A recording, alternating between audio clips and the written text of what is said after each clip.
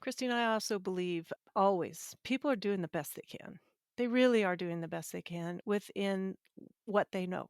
So we keep trying to learn. We're always trying to learn a better way to do things, staying open to that. And because it's the way we choose to do it, doesn't mean that's right or that it's right for someone else. It is right for us.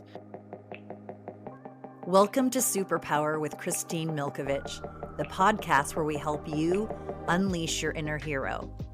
Whether you're a change maker, a trailblazer, or just looking to level up, this is the space to uncover your unique superpower and transform it into unstoppable momentum. Join me as we dive deep with inspiring guests sharing their game-changing insights, empowering us all to be the hero of our own stories. Get ready to embrace your deepest purpose, own your power, and change the world one bold move at a time. In episode 6, I sat down with the amazing Liza Jane McAlister. She is the owner of the 6 Ranch Cattle Farm in Wallowa, Oregon. She wears so many hats I wouldn't even know where to begin, but just a few of them is she has raised her family on this farm. She's built this very, very well-known brand. She does social work. She does land preservation work. She has a food stand right in her community that is an honor system only way of paying. There are so many things to unpack with Liza and so many life lessons. Well, we are in for a treat today on Superpower episode. We have a very accomplished woman. She has worn so many hats. I lost hours of my life, I would say, stalking her pleasantly online, reading about her background, and as she shared with me the many trails and roads she has gone down. But notably, she is the owner of a multi-generational family operated ranch in Wallowa, Oregon. It is 6 Ranch, and 6 Ranch is known for many things, which we're about to uncover in this podcast. But notably, it is a Corriente cattle ranch farm. And what makes that particular cattle special and unique is it produces very lean and very flavorful meat. So, without further ado, welcome to the show, Liza. Oh, thank you, Christine. It's fun to be here and have a chance to visit with you. Well, thank you so much. When I start each episode, some episodes as I get going, I have known the individual perhaps for some time. And even a few of my amazing, wonderful guests, even some really tenured relationships. But we are just meeting, at least face to face. But I have had the great pleasure, Liza, of ordering your product, your 6 Ranch Company meat. And it is phenomenal from the packaging to how simplistic it was to get it here, and just feeling like there was so much education just in that package coming to my house. That's number one. But number two, we also have some mutual friends in the restaurant world in Walla Walla. And the Michelle is the owner of Bacon and Eggs. And I always want to give honor to folks that raise their hand and say, I know somebody that has a lot of superpowers. Good luck getting a few of them in a 45-minute podcast. But that's really how we met. So this is a delight and a treasure for me, and I can't wait to learn a bit more. So let's jump in and get started here. Tell us and our listeners how, 1884, do I have that right? Yes, yes. 1884 is Yeah. when your family cattle ranch was conceived. Talk to us a little bit about that and how it all began. My great grandfather, actually, when he was a young boy, came over on the Oregon Trail, like lots of people that settled out here, and came to this county in 1876. And what they saw was a lot of tall grass everywhere, Mm. wildlife, fish, and he decided he would come back. And so, 8 years later, he came back with, married his wife, Belle, my great grandmother, and they homesteaded. So they were part of the Homestead Act, and then we've just stuck it out. Thankfully, we've stuck it out. Tenacity and staying power. Yeah, yeah, very much so, and a love of this place, and so, um, let's see, I'm the 4th generation, and so, those 3 before me, I'm always thankful because I feel like they could have sold out at any point and Mm, probably had, a different life for sure, probably easier, and they hung on, and so when I was 18 and I had the opportunity, this is the direction I wanted to head. mm.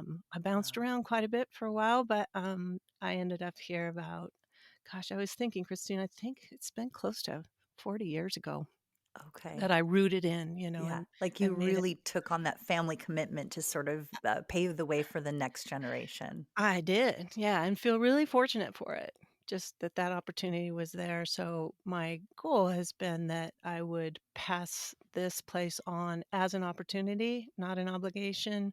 I don't know if my kids always feel that way, I think they feel, obligated to a responsibility for taking care of it. Mhm. So I'm again, feel really lucky that that's the trail, and my 2 little grandsons are being raised here wild and feral, and I'm hoping that they love the life too, and we'll stick it out. Well, you touched on a couple of things as I was looking at your website, your Six Ranch Company website, and your Six Ranch Instagram account, and some of the social assets, and certainly Mhm, your own. For someone like myself, I was born in Detroit, Michigan. And from wow. there, as a little 10-year-old, my mother took us out to the west to Southern California, Orange County.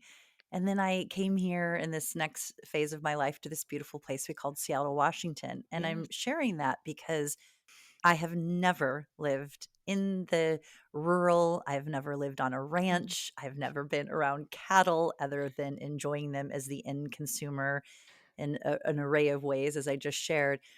But what I do relate to, and I can't wait to hear more about your everyday life, is nothing makes me feel more peace mm, and whole and joyful than being outside and just it could be the sound of the wind, it could be grass, it could be the water I'm looking at, the air. I have a true, true affinity and connection. And I think that's just a human connection, but I really am gravitated towards that. I really feel it in my bones. So, this is your life. And I'm not suggesting that every moment looks like the Instagram accounts, right? That yeah, we have in our yeah, businesses. And I'm tongue in cheek because I too have a family run independent business. So, but the intention, I believe, and I trust it's the same with your brand and your company, is those images are a bits and pieces of your lifestyle. And certainly for me, taking them in, ingesting them as a consumer, they're aspirational. There's so much beauty. There's this living off the land and literally for generations cultivating it and honoring it. So, that being said, Liza, for someone like myself that's barely lived in a suburb, let alone a rural or country environment, what does a day in the life look like? Certainly for Liza Jane and her family, but running Six Ranch. And, I know that's a deeply loaded question, but maybe just give us some highlights of what your kind of behind the scenes real day looks like. I like that question, Christine, and we get asked that often because of the curiosity and like, what do you do? Some people have an image of me riding off into the sunset each day. I wish, but You in your own dreams some right, weeks, right? right. And there's days, but I think the best way to help you understand, I think of this place as heartbeats. Mm, And so each day it's never the same, and I love that. It would be great if I had some sort of routine, but there's live animals all over the place that have different needs. We're clearly impacted by the weather daily, and we don't get to choose that. So there's the feed and care, making sure everybody, all those heartbeats are mm, doing all right. And then it includes water, grass, weeds, fences moving. Things are broken most of the time, so it's choosing which to fix when and all of that. So it's just there's adaptation constantly to each day. I always have a plan where I think the day's going to go. mm. Best intentions. Yeah, and then I step out and see what's really going to happen. So but it's really exciting all the time. When I came to the ranch, my family had moved to Redmond, Central Oregon. I was born there. I had 4 brothers, they were all born here, and then we moved central, and then we moved over to the west side where I went to high school and graduated from there.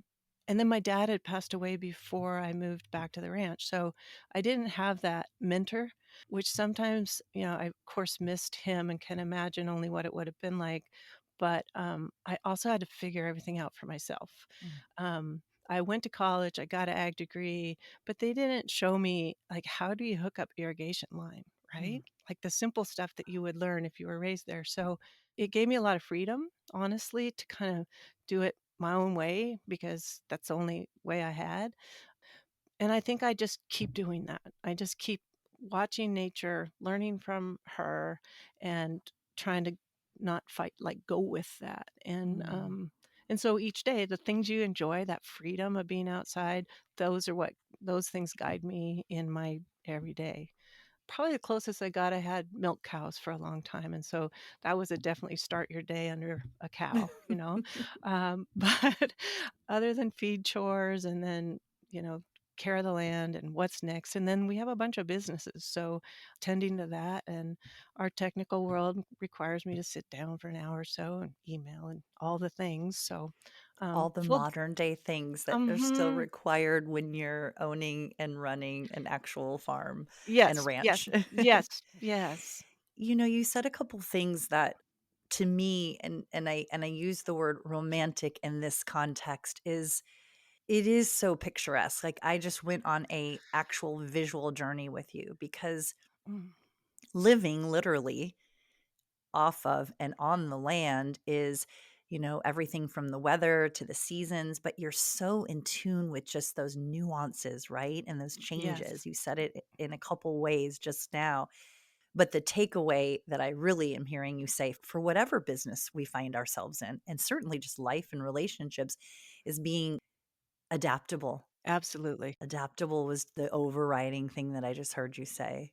That's so true, and for raising my kids on the ranch and seeing my grandkids, adversity and difficulty, you learn how to you're gonna survive. You're gonna get on the other side, and new doors will open, and you see the cycle of life constantly, and I Mm, think that's something that often not everywhere, but in an urban lifestyle, you're kinda protected from a lot of that, and it's good to learn that that's normal, it's okay, things will work out, you'll find a different solution, yeah. which as we get to know each other, you'll find I'm really driven to that. Where I bump into a nope, I've always thought, all right, but I bet we can get to yes. Mm, And so wow. so a little bit of that is applied and learned from the land as well. Like, Yeah. okay, uh-oh. And then, well, okay, we'll figure that out. That innate desire and force and ability to keep forging. Uh-huh. And to your point, we all get a lot of no's in life. A Yeah. lot of no's before a yes, right? I think whatever our age or background is, we can all in an instant think of multiple situations, but that perseverance, that's so commendable, and it's a testament to the family that you've brought in and Mhm. rearing up, and your company and the success that you've had. So that is a really, really great quality. And a little bit of that makes me think of, I've been told this on a few occasions. Sometimes I'd rather ask forgiveness than permission. And I mean that in the best context. But I think when you're running a company and a brand, and in your case, so many different hats, and the legacy and the honor that is truly behind Six Ranch. I'm sure you can relate to that, right? Sometimes Oh, you just got to dig in and make a decision whether it is the best one or not. yes, yes, sayings of do something even if it's wrong. Another one that I like is no means no right now. It doesn't mean no forever. Hmm. So this might not work right now, but it doesn't mean we can't work towards that or again, figuring Yeah. out a way to yes. Yeah. Yeah, that's beautiful. It's a really, really great way of not only seeing family and business, but certainly life in general.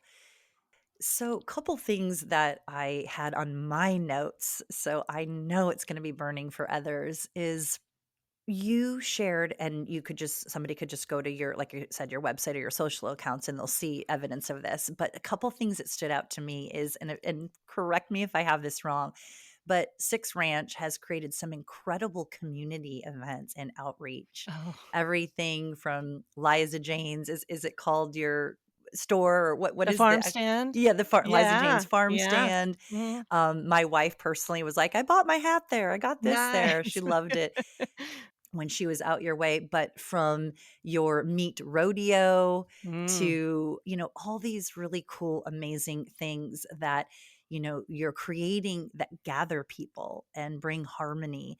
And also from an abundance standpoint, there was something that you wrote on your Instagram account for your food stand that just says, we want fresh food available to people. We want people right. to feel like they can just pop by and there's something there that, supports their needs. So Mhm. talk to me a little bit about bigger picture from a company standpoint, how, when, and why, that was all created, why it's so important to you, and then even your personal stand, what that means to you. You know, I think it comes this is a great community. Wallowa County, we call it the county. It's just at the northeast corner of Oregon, kind of at the end of we call it a 75-mile off ramp. It's the end of the road. And so bringing people together in community and doing those community things, whether, potlucks are huge here, all that kind of gathering of people forms a foundation for a great place to live, and we really have a great place to live. So Mm. yes, you're right, Christine. Over the years, we've done so many different gatherings and partying. I mean, we just like to have fun Who too. doesn't love a good party, right? Right, right. Especially on a gorgeous cattle ranch. Yeah. Put a fork in me, no pun intended. And sometimes I question myself, like, why? Why am I doing this? But Oh, but good. it I'm not the only one that has that thought. exactly, and here we go again. But the meat rodeo you ask about, That I looked think like it's I'm so much fun. jealous. I wanna own Yeah. a restaurant just so I can apply. Yeah, we really, Man. and that's out of gratitude to these restaurants, that we work with. It's not easy ordering and working with ranchers and getting your beef or products, any products from the producer, and we acknowledge that effort. We're really thankful for it. We've had long-term relationships with these restaurants, and so we bring them a day off, no spectators, so they're not on stage. They all compete together for several events throughout the day. There's a cocktail contest, a burger eating contest, trivia, and then they make these burgers over the grill. And they work all year to bring these masterpieces and then they get a buckle and they get a lot of status amongst each other. They're competitive. Yeah, Restaurant, cross promoting and yes, having an yes. accolade and an award in any All, career is not bad business, right. right? Right. Yeah, And with your peers. So exactly. and they're yeah, I was surprised at the level of competitiveness. The restaurant in La Grande, side A brings a van and, potentially a keg or 2. I mean, we really have fun. I'm all for that. All for Yeah. everything you just said. Yeah, that's really special to us. And then we have dinners, on the ranch and just seems like that's who we are and what we do. Yeah, yeah. In amongst the work, it's kind of a way to stay home and still play. And I wanna talk about our farm stand because I think it's really awesome. It started about, gosh, 13 years ago, I think, with a understanding that the people that live here can't access the food that's grown here. It all Mm. gets shipped away, and that feels wrong. Generally, I have a 50 by 100-foot greenhouse. I raise tons of vegetables. We just have lots of food all the time, and so why don't we make that available? And I ended up getting this little shack from it was at my mechanic's shop and in the parking lot, and so I kind of bartered him out of that, and then we drug it down here, stuck it up, fixed it up. We have our beef, lamb, honey, eggs, sourdough, yeah, all kinds of good stuff. You Mhm. almost never know what might be in there. And it's an honor system. So, Mm. and it's worked this long. People like to be trusted, and we love that we can trust people. So Mm. they come get what they want. It's very busy. People use it all the time, and they get their eggs there, and then they might grab some cookies or, some lamb sausage, whatever. And it just feels good. Yeah. It's makes people happy, makes us happy, and there's good food there. So it's just right on the highway. and it's kind of Accessible. fun. And Yeah. yeah, that reminded me, I spend a fair amount of time, my wife and certainly my friend group and my family in Vashon Island. You might have Oh, heard of yeah. it. It's one of the Mhm. Puget Sound Islands. And it's very approachable and accessible if you're a city person and working and whatnot. But there's a lot of those, the honor Yes. system stands. And for one, they're just cute as hell. Right. Sorry, my Yeah. aesthetic marketing side, I'm like, adorable magazine ad every time I drive by all of them. But more importantly, just good stuff. I mean, Mhm. there's one that's a organic popsicle stand, and they do all these cool shrubs and, like, local things from right in the Nice. earth there in Vashon and, of course, fresh flowers and food. But Mhm. notably, it made me think of that when I was reading up on some of your background on the honor system. It Yeah. has, like, a Venmo and a PayPal little laminated thing, or Yeah. you can throw some this thing called green paper, you might have heard of it, Right. cash. It's a dying breed. And, they do like the little tennis ball where they make a hole and then you like shove it in a chute. And it's so sort of old school vibe Mhm. and down to earth and there's such beauty in that, just society in general, whether you live in, a rural bustling city or on a cattle ranch. I think we're just losing so much of that authentic, just help a neighbor out, trust, Yeah. connection. So what a wonderful thing that you're pushing that agenda. Like this can actually work. Yeah, and I think, Christine, it's important the people that come visit the county and they Mm, stop there, they're blown away, and I think it helps them get a sense of where they are, what mm, this community is like. Like, "You can do that here?" And, sometimes probably it's not a dozen eggs might have walked out the door. Maybe somebody was hungry at one point, but what we found over time is people usually pay us too much. And mm. so it all works out. And I'm Right, just not going to right, stress over a bag of lettuce leaving without right, payment right. because 99% of people are good Yeah, and they want to be trusted. And then yeah. this is my belief, they want to That's be trusted yeah. and therefore they are. And it's worked. And I like It's that. almost like if you lead with making the assumption that that is where people are coming from. Yep. They generally do, and I think They they're a lot generally do. more inclined to do so, right? Yep. Sort of Yeah. behavior breeds behavior breeds behavior. Yeah, I'll have people pull me aside in town and say, "Oh, I owe you 50 cents. I promise I'll get that out there. I didn't have it." And I'm like, "Okay." Oh Yeah, my don't god, that worry. is so sweet. I And they love come that. back and put their 50 cents and write their It's name, like, and "Yep, there it we're is. good. Okay. We're Yeah. good. I'll see you at the cafe next time." Right. So, Liza, we've talked a bit about these some of the great programming and outreach and community events you do, and certainly Mm. your beautiful food stand. For those of us that again just have no concept of running a cattle ranch in Oregon and to the magnitude of all the things that you do there at Six Ranch, what would you say are the biggest challenges? Just one or two of the things that just are just always going to be the things that are the hardest. And it could be, sustainability of, because I know you're very involved in your advocacy and your outreach work in your community around land preservation and maybe educating all of us a bit on what does that mean in your area, your property, your heart's commitment to that.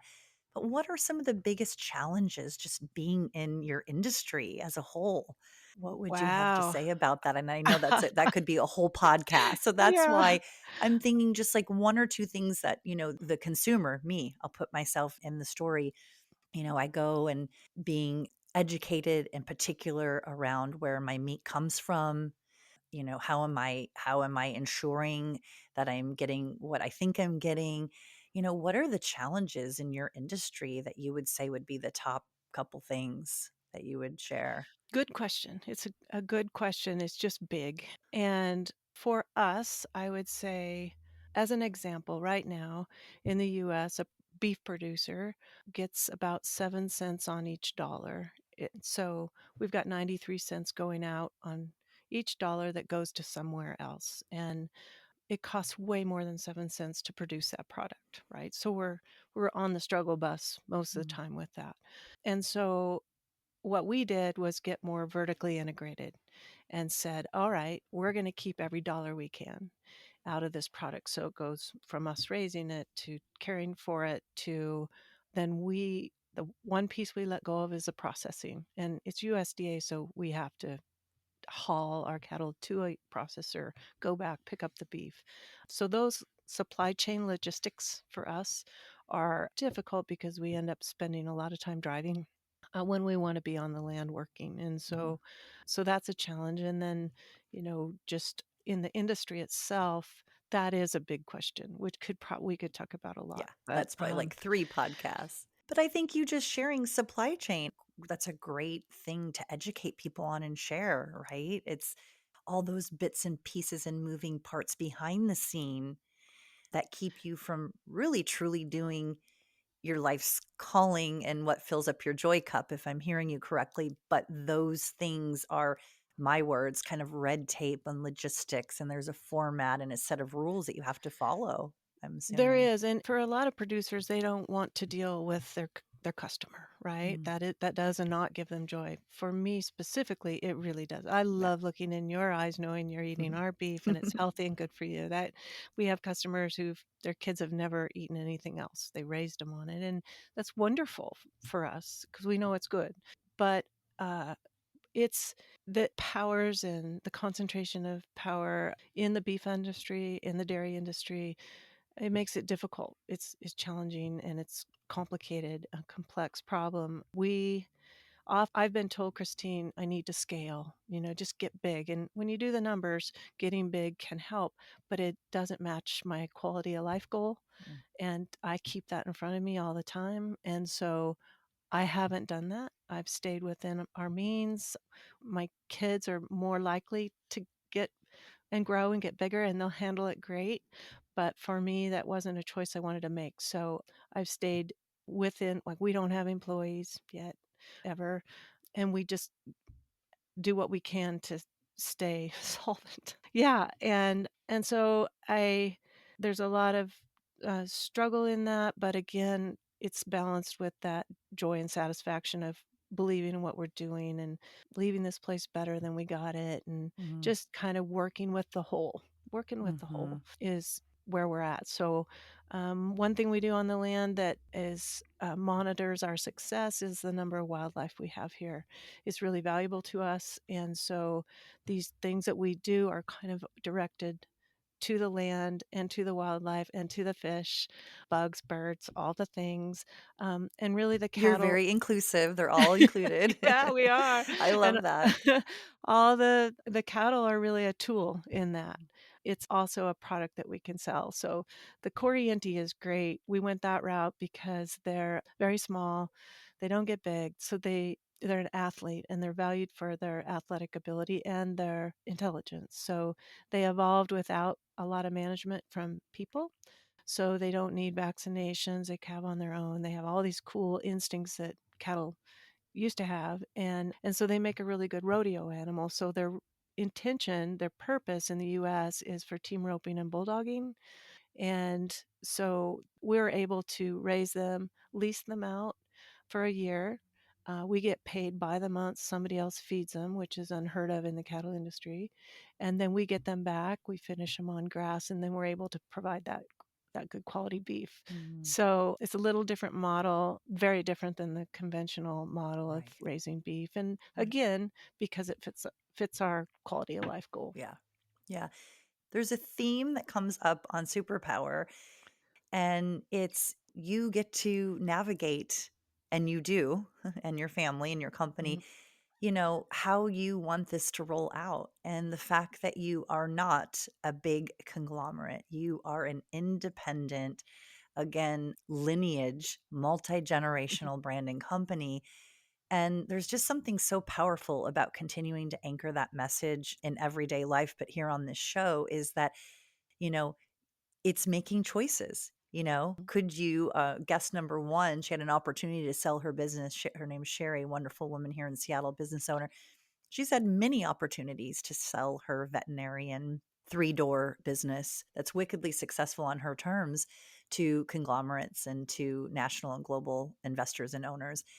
and she's just not interested for all Mhm. the reasons that are right and important to her. So you're really echoing, I think, just it's such a great lesson. We can't hear it enough. It's a hard one, right?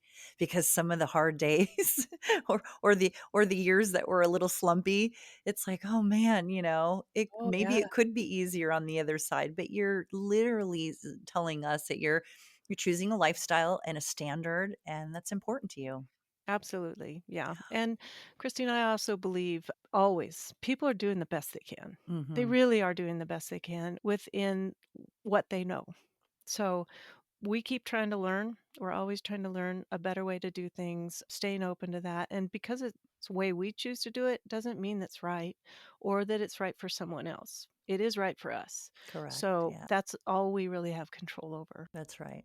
And it's always a shake. We change things up. Like the beef that we shipped to you, Mhm. we can no longer do because of the shipping companies were making it impossible to get that done. So now you have to come visit me, and then you can come to Yay. the restaurant and get it that way. But all the different models we have done with our grass-fed beef over the years has, been a learning, and we just Mhm. keep changing up until, Yeah. Yeah. when I don't know, until we just keep doing it. I mean, if there's one thing to crack the code on being, business people, entrepreneurs, female owned businesses, all of it is if you can't change, right? I mean, Mm, if there's one takeaway to getting into any of those things is just being open to assessing, is it working? Why, is it not? What's broken? How can we do it better? yep. It's just constant, right? You have to Yeah. be built to be able to kind of walk through that all the time. And not, I tell people I make mistakes every day at some level. And I'm not worried about that. I learn from that, I move on. And I think being an entrepreneur, being independent, you have to be brave to a level and not worry. Like do something even if it's wrong. Like just Yeah, do something the and scary stuff.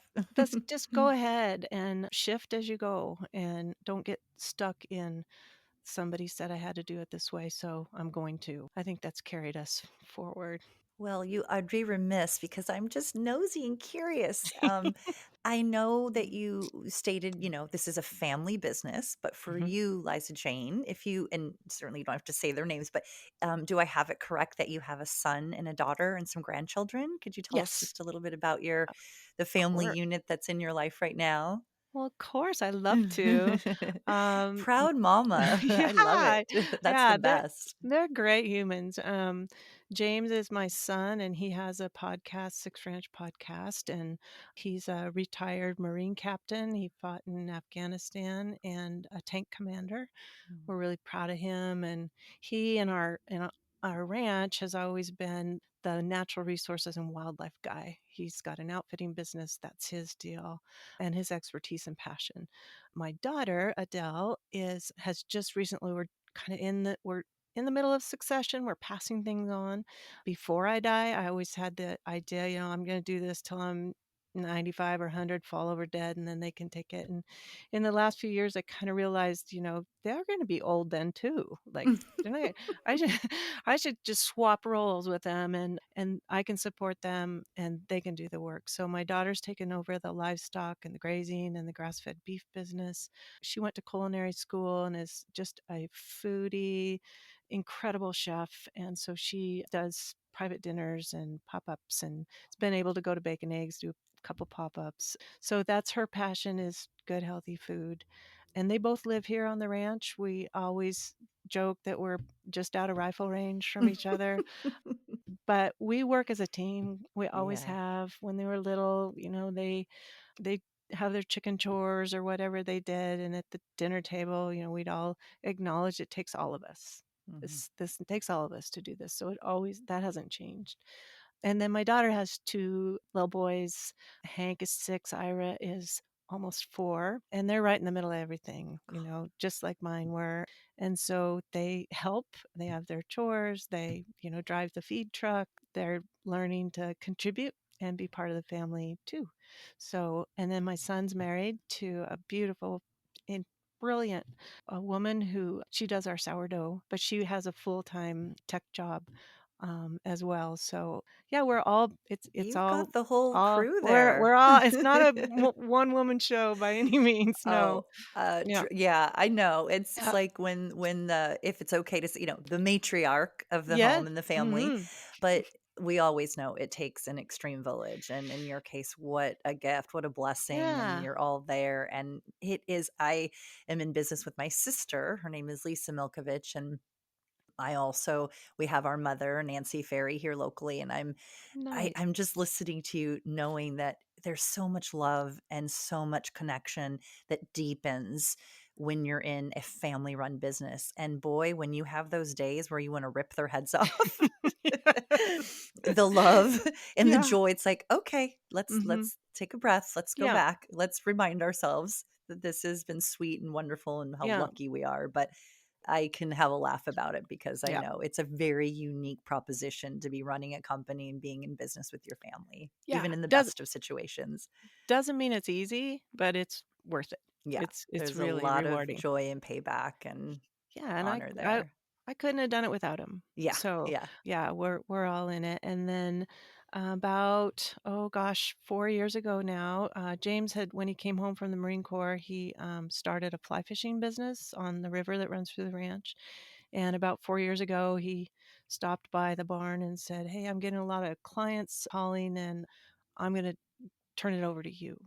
And so we've kind of switched and swapped as we do. And so now I'm guiding fly fishing on the ranch, which That's is amazing. wonderful. Yeah. Yeah. And I think if I have this correct, help me, Liza Jane, my spouse, Chris and Yes. Michelle have fished with you. Yes, they She have. said Yes. that was a treat. We had a blast. Yes. Oh. Yeah. I hope she comes So back. so many arms of your company and your brand with your food stand and fly Hmm. fishing and renting out the cattle for the events and, the meat rodeo. And I'm sure there's just so many different platforms and way that you can impact your community and expand on it. And I think that's the creative piece, right?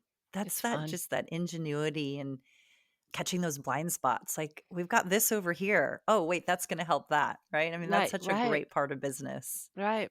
Yeah, each year we get together. We get together often through the year for business meetings. We also go play together, which is critical. Paramount. Yeah, you don't always do business. You make sure you go just have fun. Oh, But we do get together and kind of do the whiteboard brain dump, right? This is all the mhm. things we could do.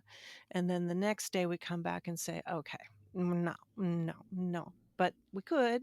And then we pick what we're going to do. And that's these things we've done have really been born there of that's a possibility. Some ideas are just like, no, unless we have to, right? I'm not You're gonna host crazy, wedding mom. events, right?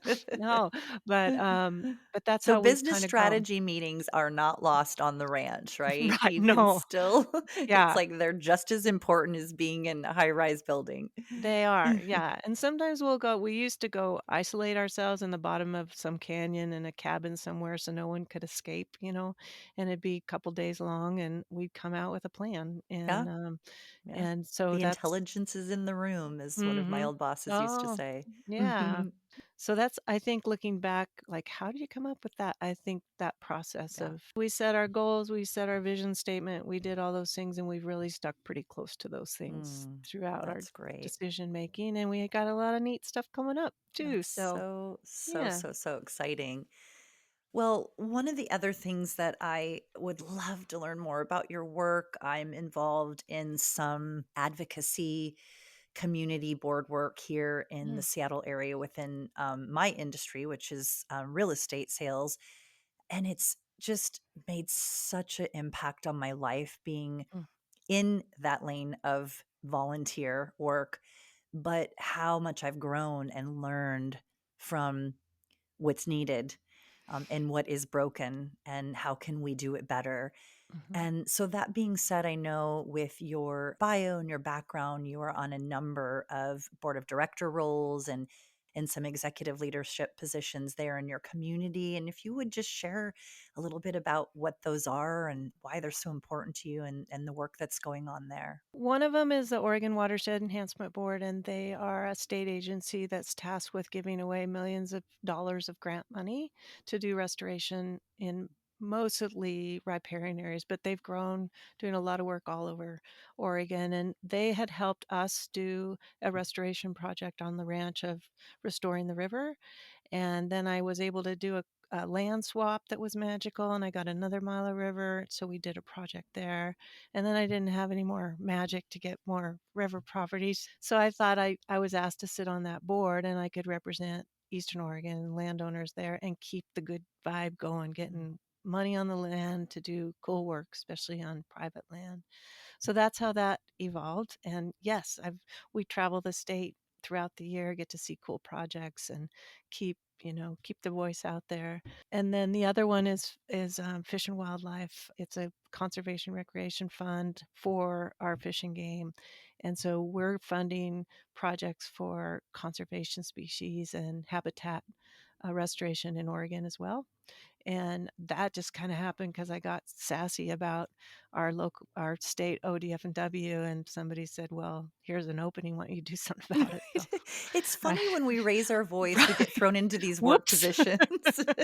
Watch what you yeah, ask for, right? yeah. And then the last one's really awesome, and I think it could be a wrap for me, but it started with the highway runs through the middle of the ranch, and mule deer are in trouble in Eastern Oregon. Their populations are on the decline just seriously, and they're getting smacked on the highway constantly. And it just breaks my heart. And the stretch through the ranch is the highest strike zone in Eastern Oregon. It's just right here. Got to see it every time I leave to head to town. And so I started making calls and bitching, and so somebody else that cared about that called me. We ended up forming a coalition, and we're working to get some wildlife crossings over the highway for wildlife, all species, little guys, big ones.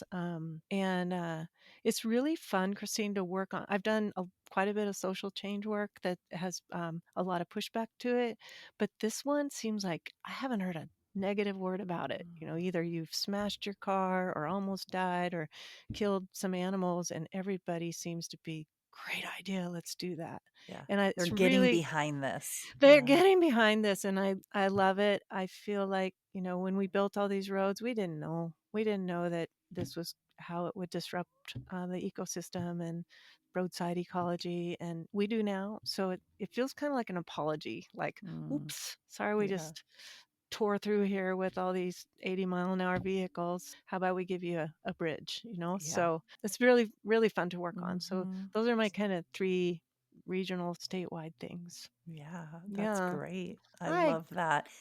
And, with that, knowing here, certainly in this country in general, but there's so many new journals and books and podcasts and Mhm. movies being made, and certainly expanding deeper into pop culture. And I think contemporary culture is the push to educate and spotlight the original peoples of Mhm. certainly our country, but the original landowners. And, you've done a really great job of just in this 45 minutes talking about so many ways that you and your family are bolstering the land, and the last story, aiding to figuring out how we can offset these sweet little animals that are just trying to cross the street and getting, plummeted. There's so many things that you just shared where you're leaning in, giving, contributing, being of service outside of the way you serve your consumers at Six Ranch. Mhm. So, sort of how does that play into just even just you knowing about the history and even just internally honoring it, even if it's separate from Six Ranch? Like, tell me a little bit about just your own personal multi-generational feeling about the history of the area that is this beautiful company now.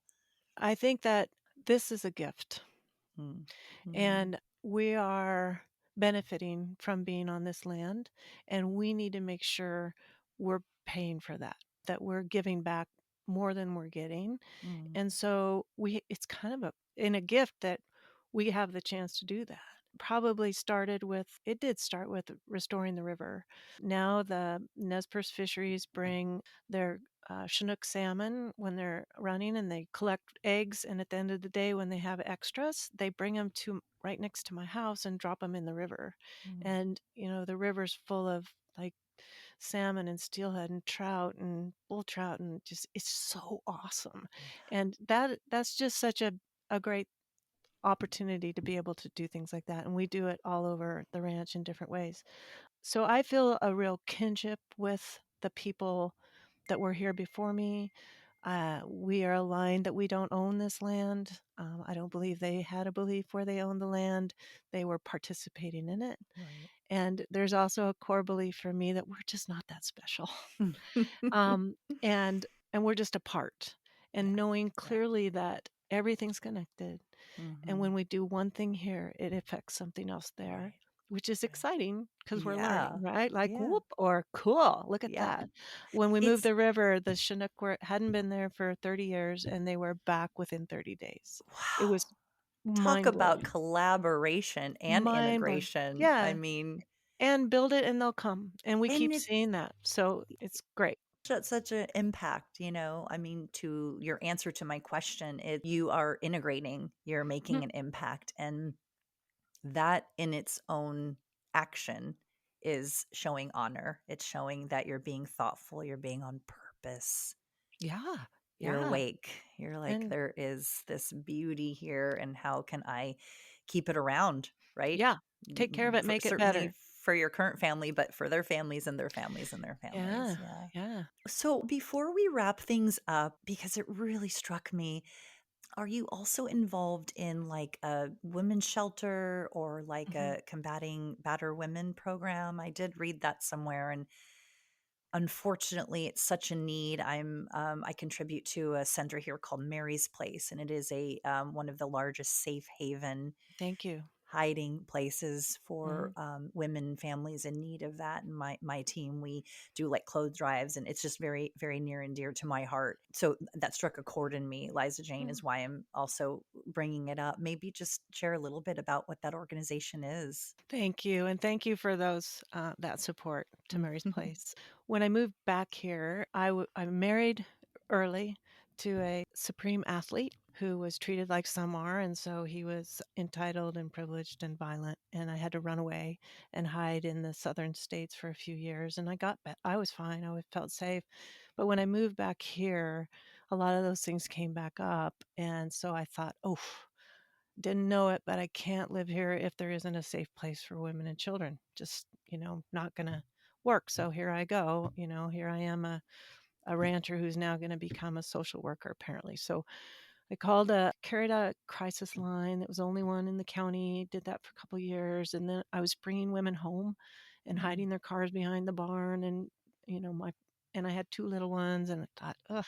So I started working in the community to build a shelter, and we got a shelter built. And the program just kept. It's kind of like, oh yeah, we could do that, and we could do that, and pretty soon we're going strong. And I did that for 14 years and still ranching. But I'm also driven to the source of the problem, like, you know, battered women and children needing shelter is a symptom of a problem, which is men's violence against women. That's the problem. So while I was director of the shelter program, I started a program for men who have offended, mm, and trying to create change in their belief systems to choose nonviolence. And I'm still doing that. I've been doing that for 30 years now, I guess. And it's a 52-week program, no volunteers. They're all convicted and ordered by the court to attend the program. And we've had great success. It's difficult. Almost everyone, it's a group, it's a education intervention program, and I facilitate and direct that. They all, most always, they come as victims and they're lying, and it's hard. It's hard for them. And most of the time I think, no way, like they're never going to make it. And, after 6, 7 months, it's like light bulbs come on and they start to think, huh, mm. hmm. Maybe So this maybe, isn't the way I could be right. using this life I was blessed with. Yeah, and they could have peace, right? And, Mm. so it's, difficult and rewarding, and I have a I have a dream that Mm. I would really love to see men doing this work. It doesn't make any sense to me that women are the ones trying to end violence of men against women. I think men need to be doing this work. Men need to be holding each other accountable. They need to be creating the policies and the safety and make it stop. So I Mhm. think I'm just gonna have to keep doing this until that Mm. happens. My gosh. I guess. So, What a big part of your life's work. I mean, for yes. one, you being personally somebody that was, victimized in that Yep. way Yep. in that time in your life. And also you said something so important is, the tactical needs of hiding and food and Mm. clothes and basic care like toothbrushes and feminine products and all the things, that you're referring to. And I know here locally Mary's Place provides, but it's really getting to the systemic problem, Yep. right? It's the disease at the core of why we need those facilities and what called you to do this work. And Yeah.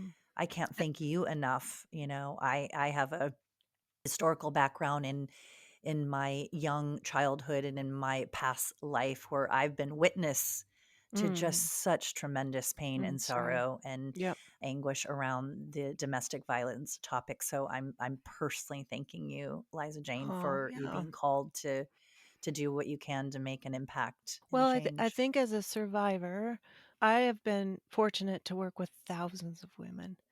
And so I would have never done that hadn't I been in those shoes. And so I feel like there's a positive. Mhm. That's been a positive to really be able to create change around that.